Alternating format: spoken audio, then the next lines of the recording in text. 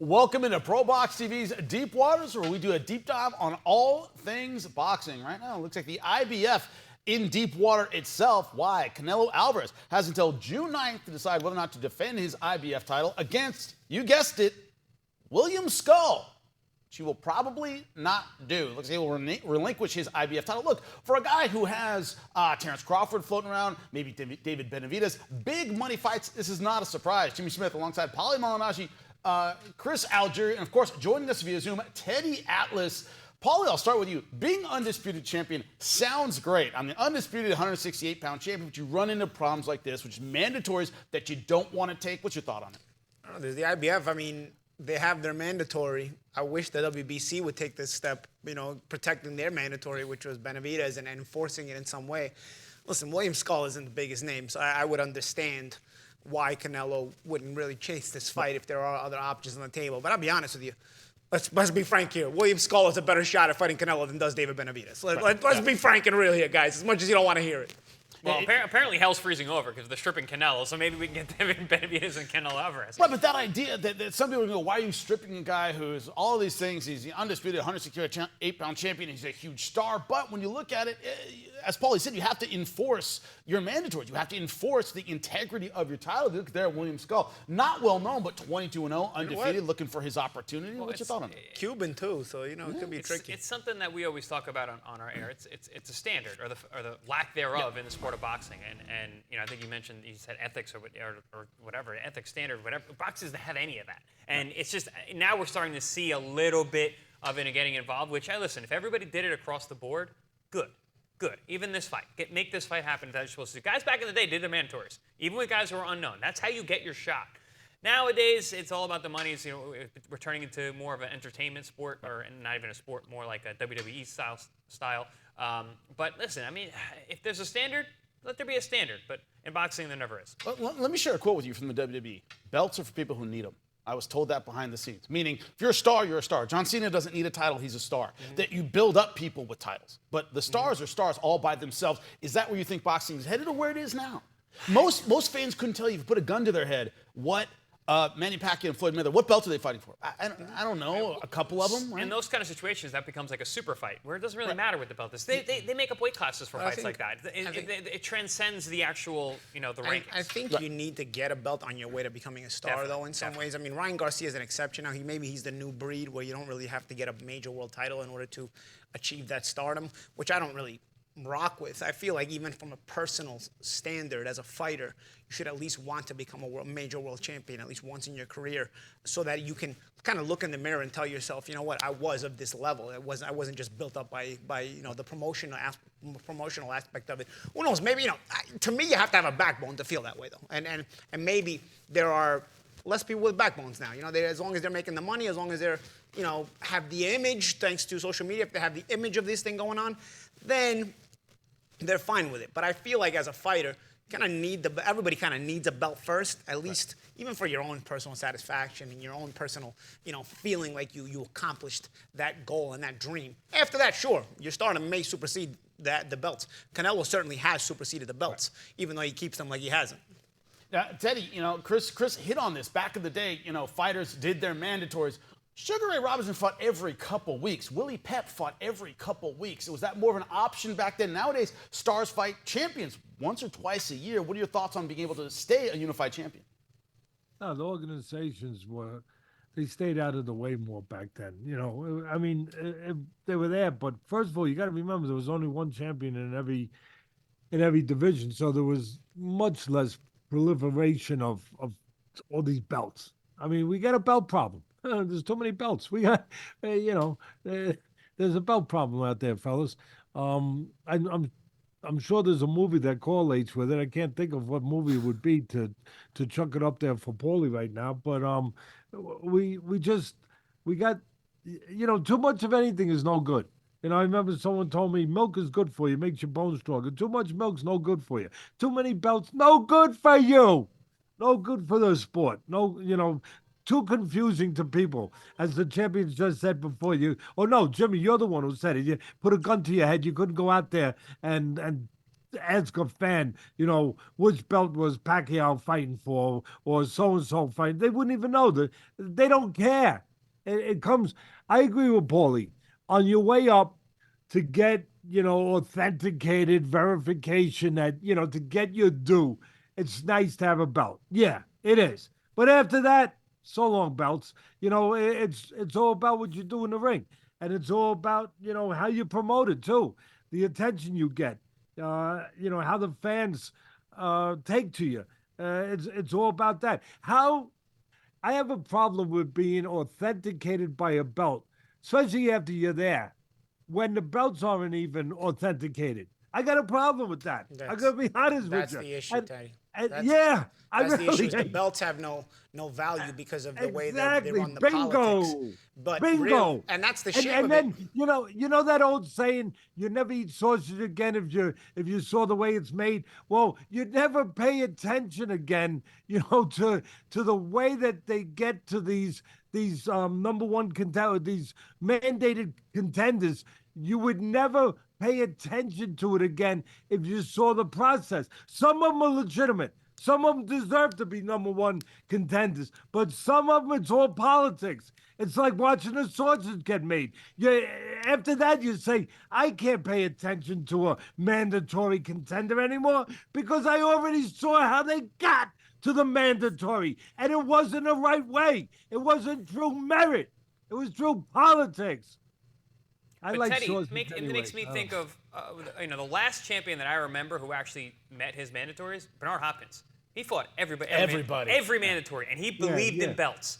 He always said, once you got a belt, hold on to your belt, no matter what. Hold on to your belt. He fought every mandatory. He didn't care about the money. He didn't care about that nobody heard about the guy. He didn't care if the guy was dangerous. He fought every mandatory. He was old school in that sense. That's the last world champion that I remember that fought like that. It's also difficult because fighters don't fight as often anymore because there's not enough TV dates. Fighters are used to making a lot more money today than they did back in those days. So in order to afford a title defense every 3 weeks is impossible. There's not enough network dates. So therefore fighters fight less now and get paid more. The entire system has kind of changed in that way. But going back to what Teddy was saying, if only the belts were authenticated correctly and they were, the organizations were kind of running in a way that was a bit more legitimate, more ethical, more ethical, because like the champ Chris said, sometimes they may enforce, sometimes they don't enforce and whatnot. Because really, every other sport, the league itself is ethical enough to where the most popular team doesn't always have to win. But in boxing, you can become bigger than a belt. Is an NBA team bigger than the NBA title? No, the NBA champion is still the biggest deal, right? So no matter what. But yet, the Knicks and Lakers don't have to win it every year for somebody to be satisfied, for the Denver Nuggets to have the NBA title and say, we're a smaller market team, but we got the NBA title. The NBA doesn't have to force the Lakers and Knicks well, Knicks never win, really, not in my lifetime anyway. But, what I'm saying is boxing has created that kind of standard, which is a little bit slimy, where it's like, if you're a big enough deal, then the championships don't matter. Really? So if the Knicks sell out every game in Madison Square Garden, it doesn't matter if they don't win a title. They get an automatic playoff bid because they sell tickets? No, that's not the case in any other sport. Only in boxing. Well, in boxing, it's also infecting the heavyweights. That's right. Hrgovic versus Dubois. IBF, once again, in the middle of a controversy. We'll tackle that when we come back.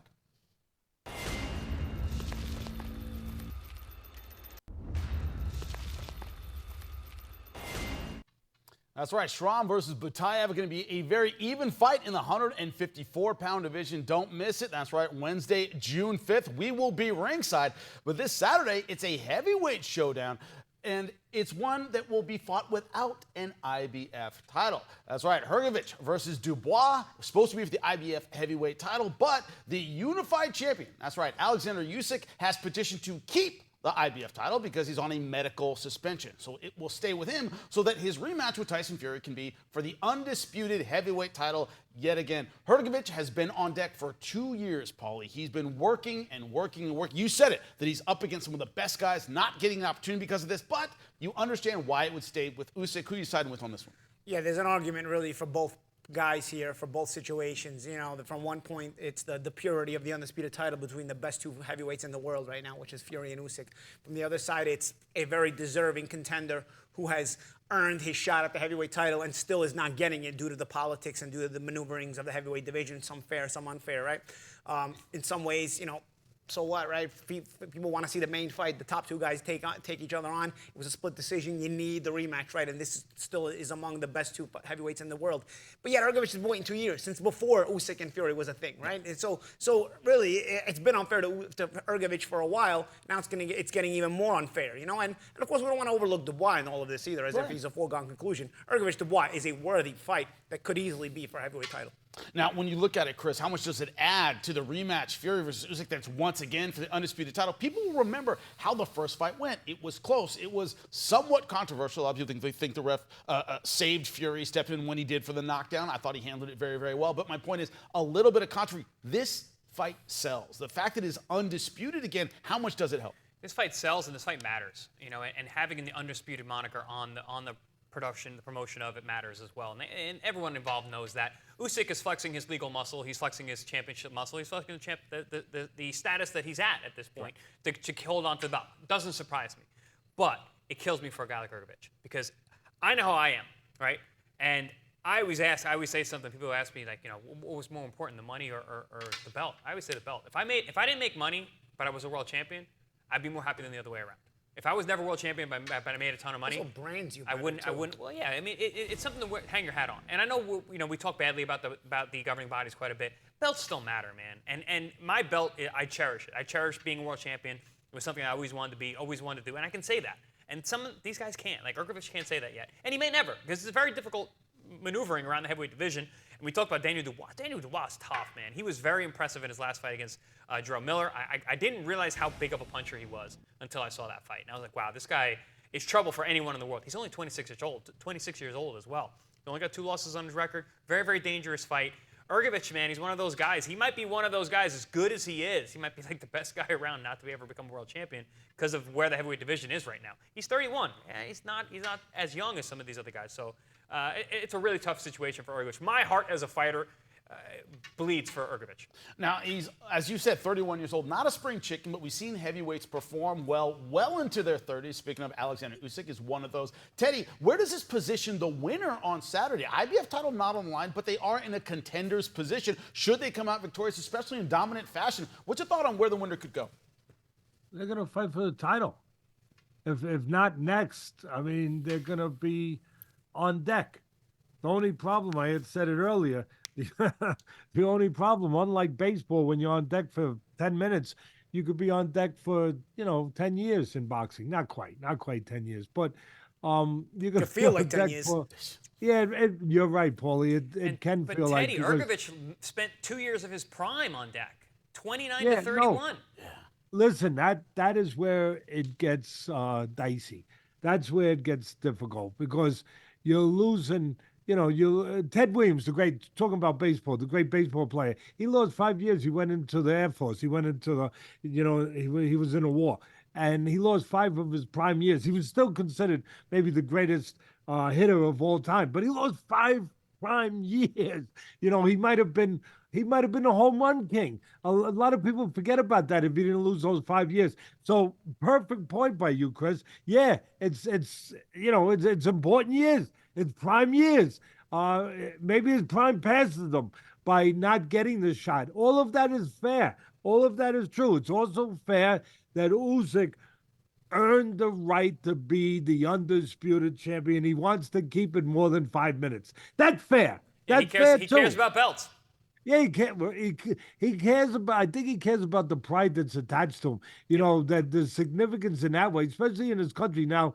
Being at war, that he symbolizes for the people of Ukraine. He symbolizes the best of the best. They need hope. They need faith. They need something to be strong about, those people right now. And he symbolizes that. He is the one. Not the 1.5, not the 1 of 3, not the 1 of 8. He is the one heavyweight champion of the world, and he's from the Ukraine. And the Ukrainian people that are under attack, they can look at that and have hope and have pride and have strength that they need. So I think it goes beyond just, the norm when it comes to this particular guy in Usyk. Yeah, it means a lot to him. I don't know that the belts to him. I don't think he's out there shining the belts. That says, "Oh, these belts." I think just the I'm sure he got someone to do that for him. Yeah, well, I don't know. He ain't the kind of guy who would have someone polish. I think he would do it himself. He'd probably spit on it too, and put a little, and then do elbow it. grease in there? I don't. Yeah, I don't think he's a fancy guy that way. I think he's a regular, down-to-earth guy that knows what's important. Family is important. Hard work is important. His country is important. And, being a solidified champion is important to him. Well, one fight that was very, very important, had a lot of emotional stakes to it. That's right, Jack Catterall taking on Josh Taylor in a very difficult rematch. Also, 92 years young, Bob Arum had some fun things to say. We'll talk about it right after this.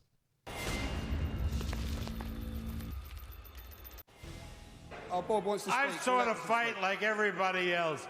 Those scorecards were a disgrace, were an absolute disgrace. And I really feel sorry for Josh. I thought he won the fight, but those scorecards were ridiculous. And that's the lesson. I will never, ever allow an American fighter to come here with this British board scoring the fight. Those scores were ridiculous. Welcome back into Deep Waters, taking a deep dive on all things boxing.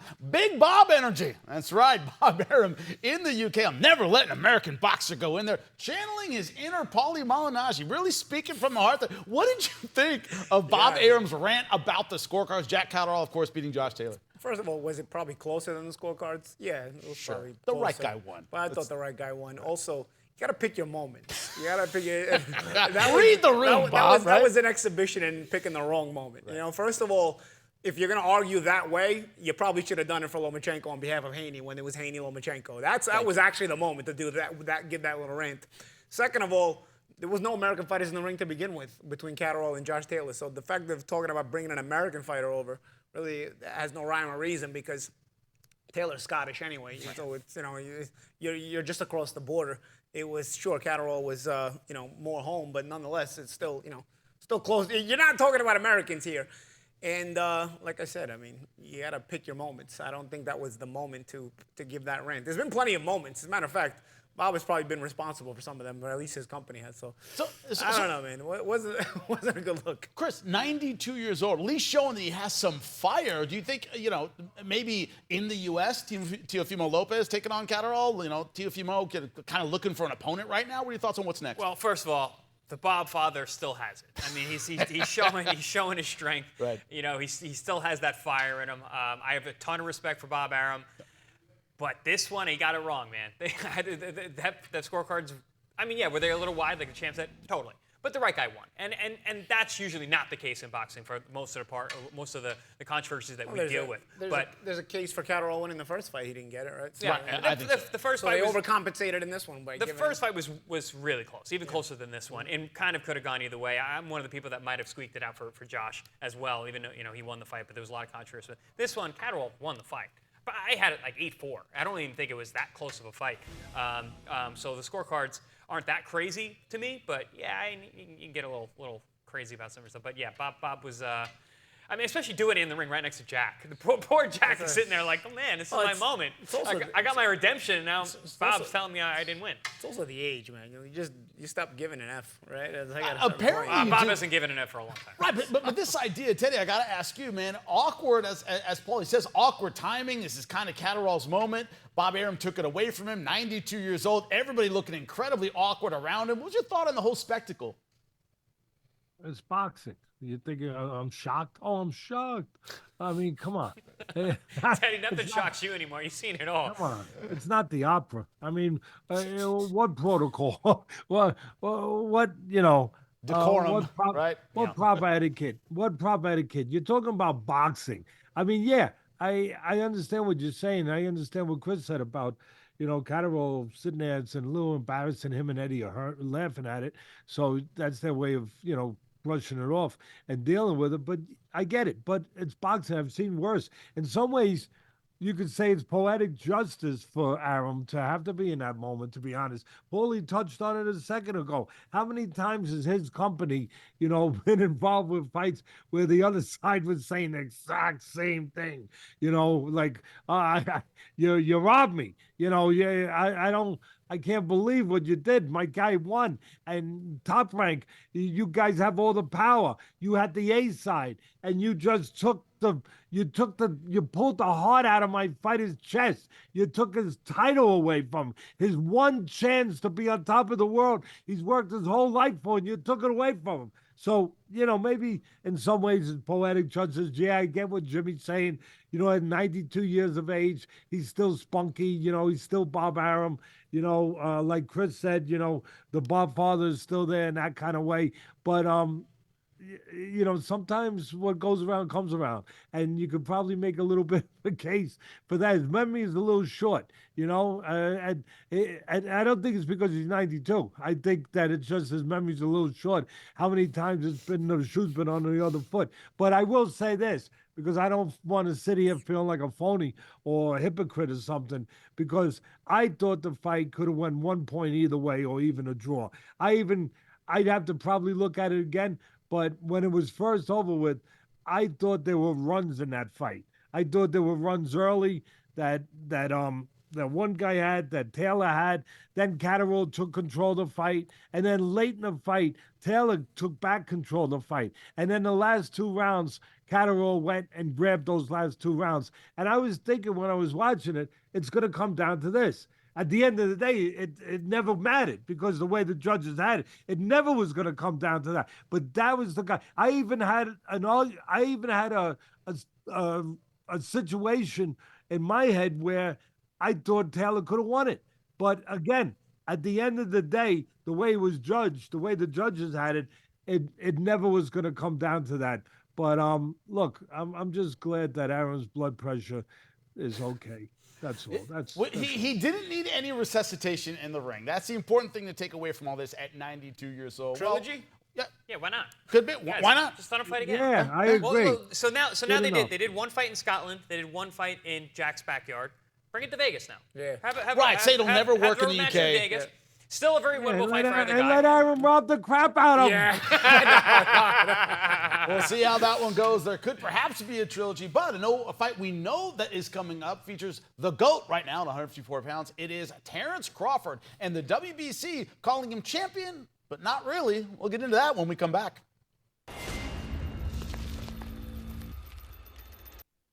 Welcome back into Deep Waters. Terence "Bud" Crawford has moved up to 154 pounds, but the WBC has called him champion in recess at 147, a way to not strip him, essentially. Chris, we were talking about this in the break. It looked like you were trying to do algebra in your head to figure out what's going on here. Just gymnastics from the sanctioning bodies? Yeah, mental gymnastics, and I'm not sure what would be the reason for this, just so they can say that he still is the champion there. It's similar to what happened to Devin Haney when he moved up to 140. Yeah.